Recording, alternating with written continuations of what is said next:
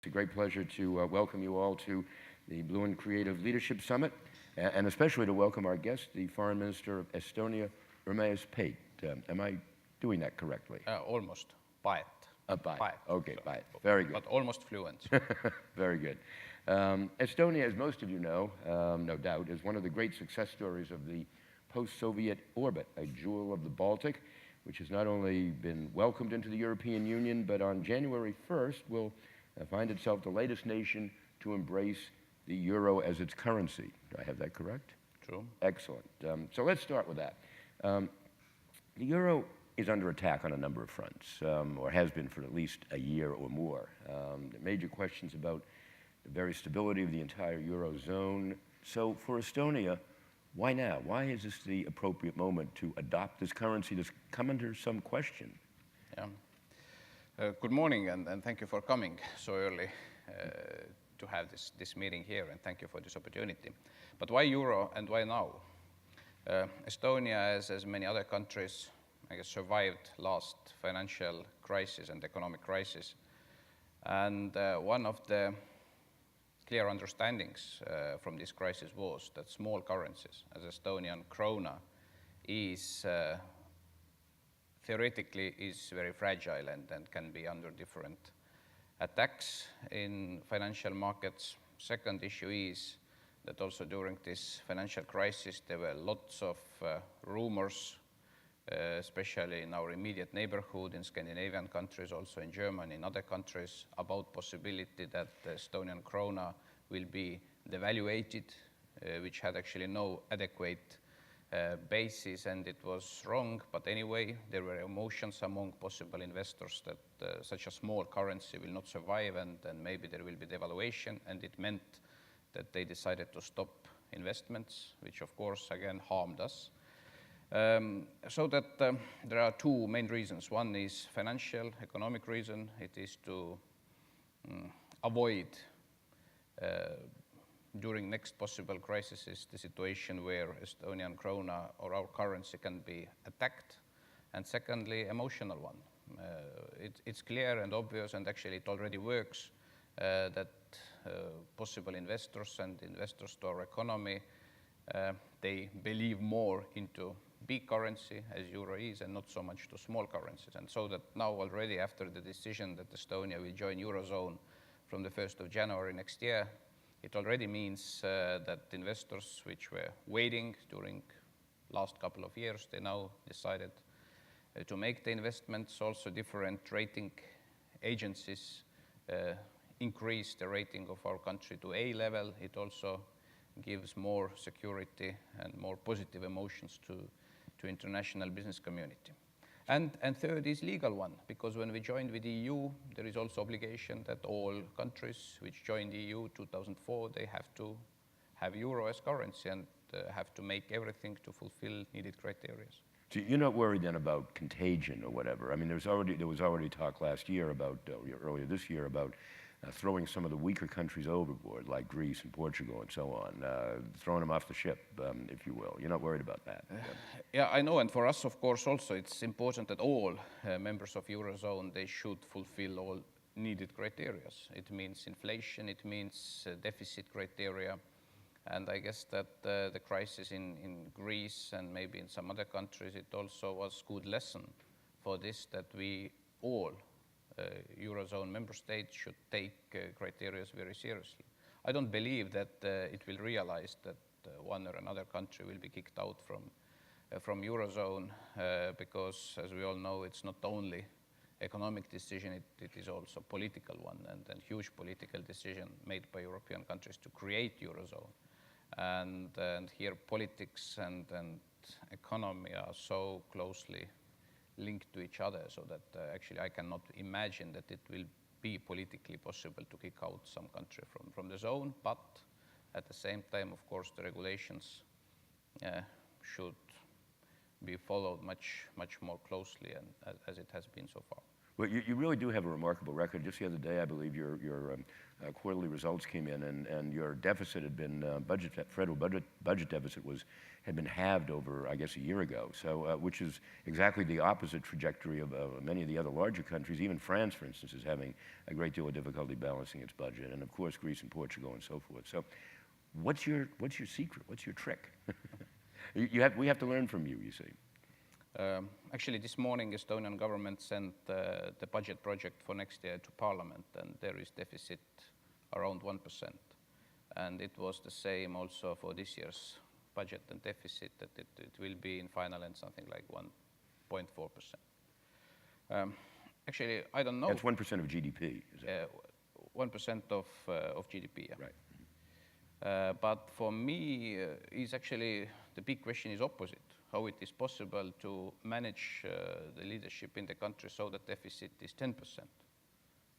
For me, it's normal that as in every household, also on state level in government, we should keep bookkeeping and economy and financial flows in order.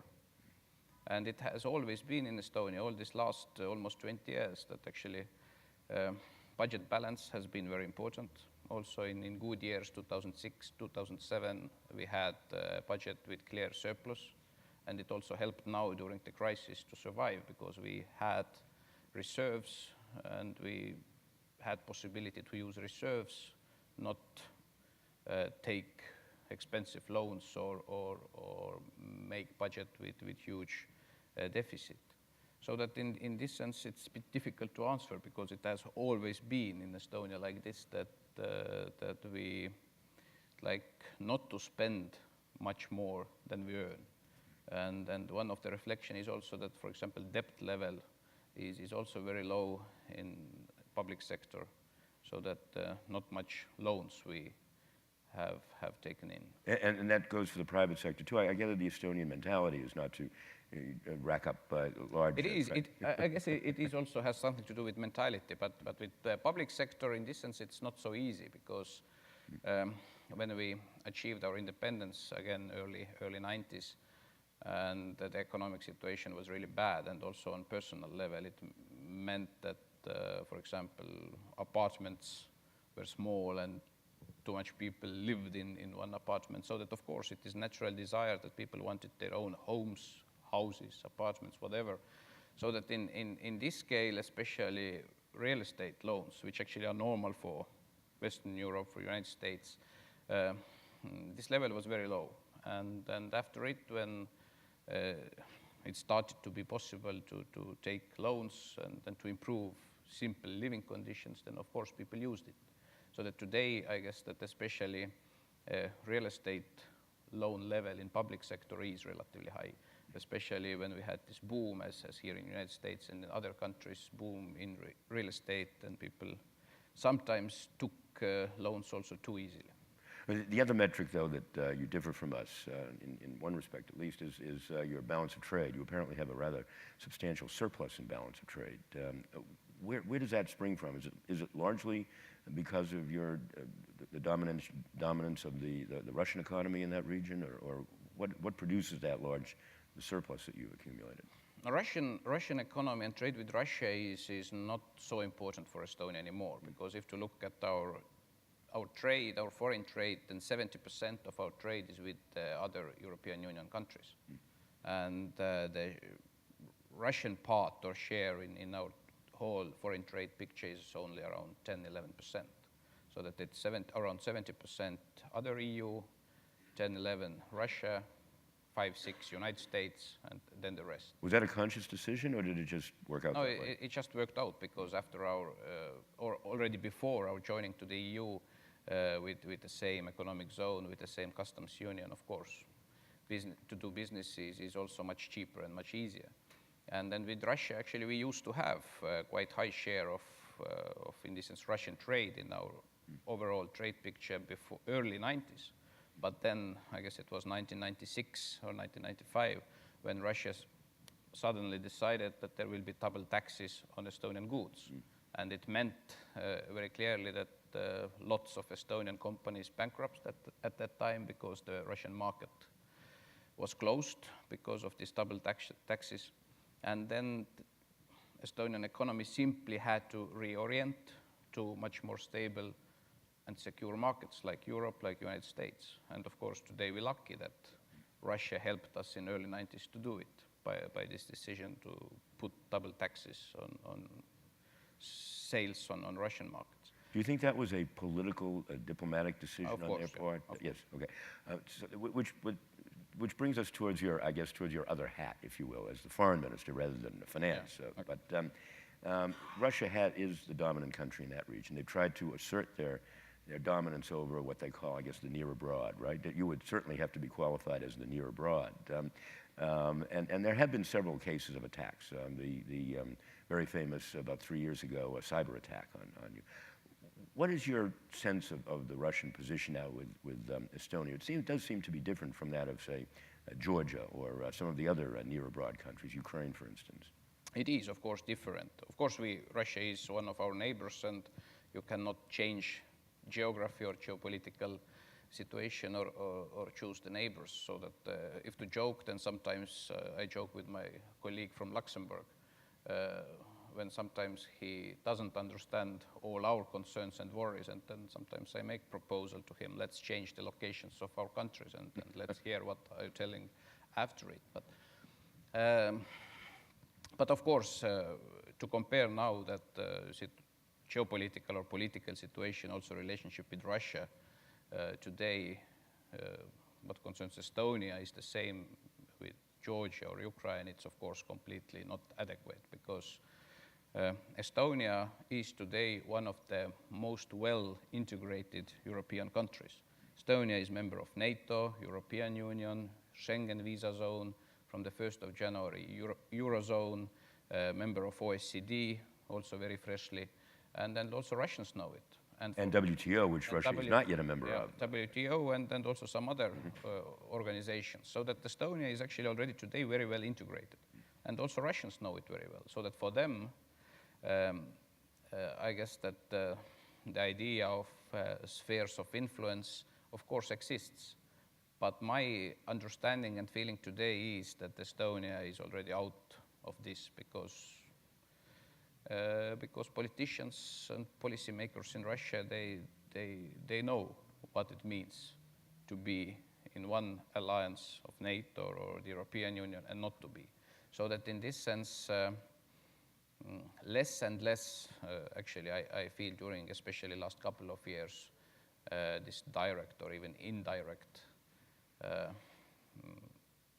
influence to our domestic business. Well, how do you explain then that 2007 denial of service attack that overwhelmed, the Estonian government, defense, national security, everything for several days or a week?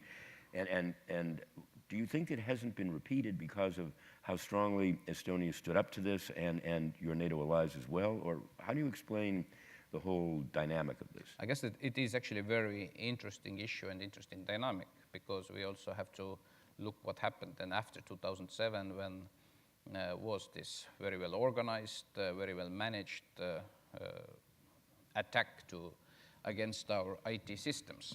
And I guess that one of the most important consequences of this attack was that more and more politicians, more and more countries realize that it is real security threat because it is actually very cheap to organize and especially to quite well developed IT countries, it can bring or make tremendous harm. We all can imagine what, for example, here in New York can happen when mobile systems will collapse, rescue systems will collapse. You cannot get cash anymore from bank machines or ATMs. Banking systems are collapsing because they all are energy, whatever. They all are IT based. And it was like warning call. And during this last 3 years after Estonia was attacked, there is now NATO Cyber Defense Center created in Estonia. Lots of countries participated, including the United States, sent the experts. NATO summit 2 years ago decided that, well, also one of the real new threats is cyber and cyber threats, all what's happening in cyberspace. International legislation is improving. More and more countries also understand that cyber crimes are also crimes, and there should be also clear possible punishments and how to handle these issues. And cyber attacks actually happened also after 2007, not against Estonia, but against some other countries. So that for us, of course, it was good lesson how to be even better prepared for this kind of attacks. But more important it is that it has been now internationally recognized as a real threat. It also means that there is now less space for bad surprises. Yeah, there are, however, three Baltic states, right? Lithuania, Latvia, and Estonia. I should, in full disclosure, say that my great-grandparents came from Lithuania in the end of the 19th century, but I have some affection for the Baltic states generally. Yeah. Do you sense as much cooperation as rivalry, or more rivalry than cooperation between the three of them? You are, I believe, the smallest in terms of population, but not necessarily in other aspects. So. Yeah, and I don't say that Estonia is a small country. Maybe Estonia is a compact country, but not small. No, of course, between Estonia, Latvia, Lithuania, there is much more cooperation than competition. At the same time, our three countries are very different, especially if you look at the background, our history, our culture, for example, religion, let's say religion. Lithuania is a Catholic country, Latvia is half Catholic, half Lutheran, Estonia is Lutheran. Language, Estonian language is close to Finnish language, is in the same Finno-Ugric language group, and in this sense has nothing to do with Latvian and Lithuanian languages, which are close to each other. But especially because of 20th century and what happened during 20th century, of course, we found ourselves in early 90s almost in the same situation after collapse of the Soviet Union, and it also forced us to make clear cooperation in all fields, all levels. Today, I'm happy that it's actually, of course, the cooperation between three Baltic states, Estonia, Latvia, Lithuania, is important. But more and more, and even more important than this cooperation between three Baltic states is cooperation of 8 Nordic and Baltic states. So that we have at the moment already a very strong network of all 8 countries around the Baltic Sea. It means 3 Baltic states plus then Finland, Sweden, Norway, Denmark, and Iceland. So that this cooperational framework, so-called NB8, actually works very well. For example, before every foreign ministers meeting of the European Union, we 6 members of the EU from this region have common breakfast, and we discuss all the items in the agenda and go out with coordinated positions, for example. But the everyday's cooperation is also, of course, very, very close and natural. Economy, Estonia still is the biggest investor to Latvian economy, for example. But at the same time, you are competing with the other 2 for foreign investment outside of the Baltic area. And how has that worked? Of course, there is also some competition, especially what concerns infrastructure and ports, for example, and transit issues, because our geographical position and logistics position is similar. But we managed without any big complications. I'd like to turn to a speech that you gave, I mentioned before, and that I would get to it, before the United Nations General Assembly from your country. And you were quoted as suggesting that the the Millennium Development Goals, which aim to ensure social and economic stability in the world, are constantly coming under more doubt, was the way you put it, I believe. So tell us, what do you doubt about this, and why is you and your government doubting the viability of these goals? Our government, of course, loves all these goals, and we see that these goals are important also to implement. The practical financial reason, of course, is financial crisis, which concerns turbulence around fulfilling these nice goals. It's one. Second is that my feeling and understanding is that in different Western societies, in Europe, for example, the societies themselves are more and more negative about development cooperation and aid giving. And what's the reason? The reason is simple. When people read regularly in the newspapers and get information that not 100%, not even 50%, not even 70% of this finance goes where it should go. And I don't know, when we're speaking off the record here for a while. Well, unfortunately, when there's more than two people in a room, I found that nothing is off the record. Of course. But we can go on background. But in this sense, of course, it is problematic when, for example, European Union, which is quite huge development donor and development aid donor, and then what we see. It was less than 2 years ago when we had war in Georgia. And after it, as we all know, Russia occupied South Ossetia and Abkhazia, and a couple of countries recognized as South Ossetia and Abkhazia as independent states. Have you recognized them? Of course not. No. Okay. Because territorial integrity of Georgia is basics.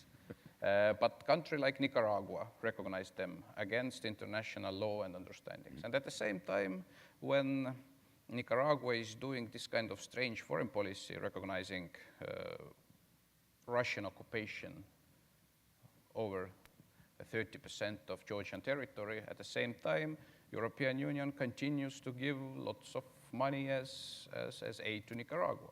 So that also this kind of linkage between giving resources and everyday's policy and politics is, of course, one what should be much more coordinated.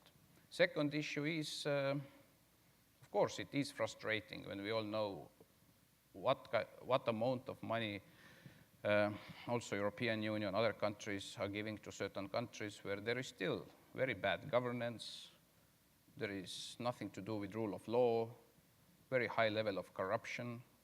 And of course, it again puts question marks in societies of different European countries, I guess also here in the United States, what should be the real influence of this kind of aid. One very simple is that, well, thanks to this aid, maybe step by step still the life standard increases in third countries. But when we at the same time see that there are no real changes in the same issues I mentioned, rule of law, corruption level, good or bad governance, then of course it frustrates. So that's why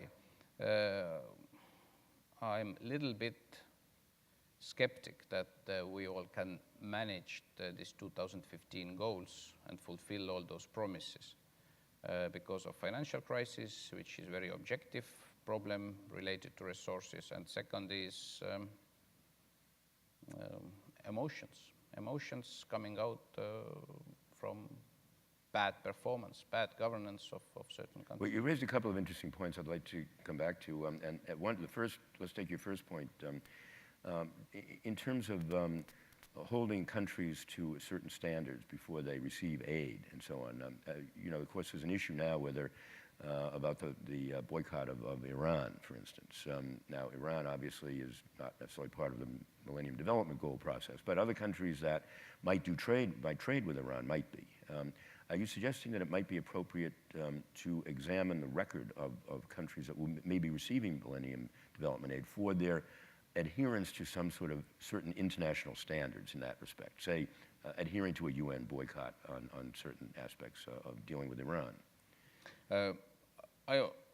Yeah, actually, short answer will be yes, but is that, of course, we cannot 100% say that there should be this 100% linkage, but in final end, we still also should help those poor people in the country and not harm them.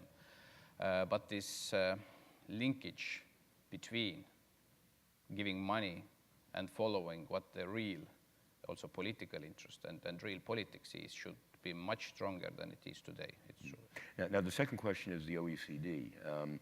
You are recent members of the OECD. You've just joined. Formally, we will join in the end of this year, but in May, yes, OECD finally decided to invite us. A couple of years ago, I had a long chat with the chairman, the president of the OECD, and he told me that he was racing around the world, frantically trying to get commitments from countries to I guess it really wasn't phrased in Millennium Development Goal terms in those days, but to get commitments to countries to help the poorer countries of the world, the members of the OECD, to do that before the recession really hit hard. Well, now the recession really has hit hard, even in a small country such as Estonia.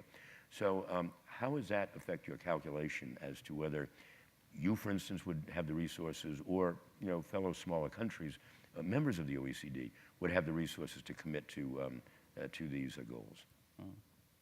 In our case,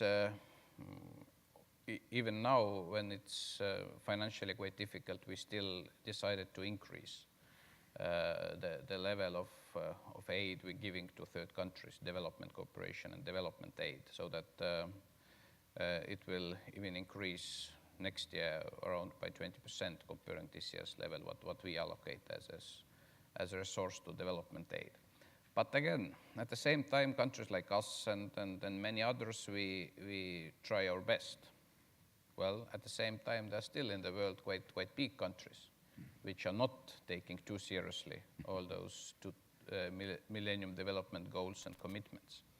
And what we also try to do together with other countries is to pressure those big countries, or also show the example that also these big countries, which even are members of G8 or G20, should also take much more seriously MDG commitments. We have a few minutes left. I'd like to take some questions, if we can, from the floor. I'm sure everybody has many questions for our distinguished guest. It's hard for me to see them in the lights, but raise your hand and shout them out. Yes, sir. If I could just ask, Mike. If you could say a little bit about the tax policy that Estonia has adopted, and whether you think that's contributed to your success. Short answer is yes. Our tax policy has been stable since 1991, when we restored our independence. We have flat tax. During these last 20 years, the income tax has clearly decreased. It was 26%, today it's 20%, and of course our intention is to move forward with increasing the income tax. Also, when we look at investments, then if you invest back to your company from your profits, then you don't have to pay any income tax, so it means that the investments back to the company are free from income tax. So that the simple and I guess quite secure tax environment should be also additional insurance for investors also in the future. Any questions? David. Yes, Matthew. Just, I guess, a long-term question or a long-term vision. What do you see how do you see the relationship between Russia and Estonia, or Russia and the Baltic states evolving over the next, say, decade? Certainly, there's been talk of Russia cooperation with NATO and other sort of multinational agencies, but and that's more of a global level. But what do you see in terms of your country and Russia? From our side, of course, we'd like to have at least normal relations with all neighbors, including Russia, and we don't demand anything from our eastern partner. How also our bilateral relations, but also in larger picture, NATO-Russia and EU-Russia relations will develop, I guess it depends 90% which will be developments in Russia. Yesterday we had here in New York EU-Russia meeting on foreign ministers level, and also NATO-Russia Council. And it's clear that in both organizations, the member states, we have clear issues where cooperation with Russia is natural and normal. So that already actually in 1999, European Union decided that Russia is strategic partner to the EU. But of course, it is a nice slogan, and it needs much more substance. So that, for example, different security issues like trying to do together missile shield operation in Afghanistan, counter narcotics, combat, and so on and so on. There are real common interests, and we can be effective when we really make this cooperation. But at the same time, the same occupation of some Georgian territories in Abkhazia, South Ossetia, still so-called frozen conflict in Moldova, in Transnistria, and some other areas where this understanding is 180% different. Of course, we should continue to discuss it, try to get out from this deadlock and find some solutions, but of course it is very, very difficult. 2012, there will be again presidential elections in Russia. I guess nobody knows what will happen. What does it mean also to everyday politics and also for the foreign policy of Russia? Certainly now during last year or year and a half, at least the atmosphere or rhetorics of Russia vis-à-vis with Western countries and the EU and the NATO members, I guess, has been much more positive than it used to be earlier. But the criteria of truth is practice. So it means that we also need practical steps, practical actions. It's not, rhetorics is not enough only. We also need some practical steps. And unfortunately, so far, in this sense, nothing big happened. But also yesterday, my Russian colleague, again, was very positive, very friendly. But let's look at the real actions. I have two quick final questions, and then I think we're running out of time. But the first is that you mentioned the missile shield. There was a lot of discussion, has been a lot of discussion about this missile shield in Poland. The Poles have had a lot to say about it, so on. You're right nearby. What's your position been on that? My position is that, of course, when we can describe more or less adequately which are the threats, which countries are the real threats, and if we here also can increase the level of trust in cooperation with Russia to this stage or to this level, that really we can openly discuss together the possible threats from Iran or North Korea or whatever, then of course it will be good when NATO missile shields and Russian missile shields will be interlinked. Because if the level of trust will be in this sense so high that really also our militaries and our defense people can openly work together with Russians and interlink those systems, it is also very clear security guarantee that we don't have to be very worried about Russian rockets or missiles anymore. So is that a millennium goal sometime in the next millennium, or?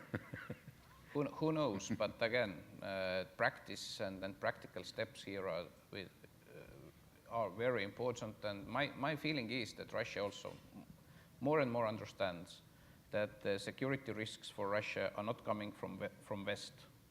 NATO is not hostile organization to Russia, but the real threats and our common threats are coming from South, in this sense, like Afghanistan, if it's still unstable, and all this instability in this region is actually the real threat, not only for NATO countries, not only for Russia, but for all of us. Louise. What advice would you give to the United States today? What advice? Yes. Ooh. This is on the record now. It's on the record. Maybe it is a little bit wishful thinking because world is so interesting place and so much interesting developments and clear increase of some big countries like China, India, Brazil, whatever. But at the same time, I also hope very much, and my advice will be that politicians in United States will still take Europe as natural partner, as natural, or the countries which are natural allies and friends to the United States, because we share the same values. And it is important, and it will remain more important than some temporary economic interests in some third countries. It is basic. And my advice will be, of course, look around in the world, find new possibilities and deals, but stick to the basics. I don't think that those signs that sometimes US and EU summit, for example, will be postponed or cancelled. Even if there are not so much maybe to make new decisions, but as signs, as sticking to the basic principles, sometimes it also plays important role how the things look like. So that my only advice is not forget Europe. The real friends of the United States, they still, I guess, are in Europe because simply we share the same values and our basics, our roots are the same. I have one final domestic political question for Estonia. You are obviously a young, vibrant, and visionary politician there. What is your future? Will you be the next prime minister, the next president of your country? Oh, we have a very young prime minister. So it means, I guess, he will be next 50 years in office. And president? President is also quite young, but we have, in this sense, constitutional right. He cannot be re-elected more than once, so that 2 periods, and then there are possibilities again. But Estonia is parliamentary country. It means that the real activities are in government, not so much in president's office. Mm-hmm. So you're still supporting your prime minister, and until he steps aside, you're happy to serve him? Yeah, no problems with that. No problems. Okay. I'm in this sense loyal, so that. Very good. Well, Mr. Foreign Minister, thank you very much. A great pleasure and for coming to the Blouin Creative Leadership Summit, and I wish you a successful visit here in New York and success to your country in the future. Yeah, thank you very much, and thank you for your interest. And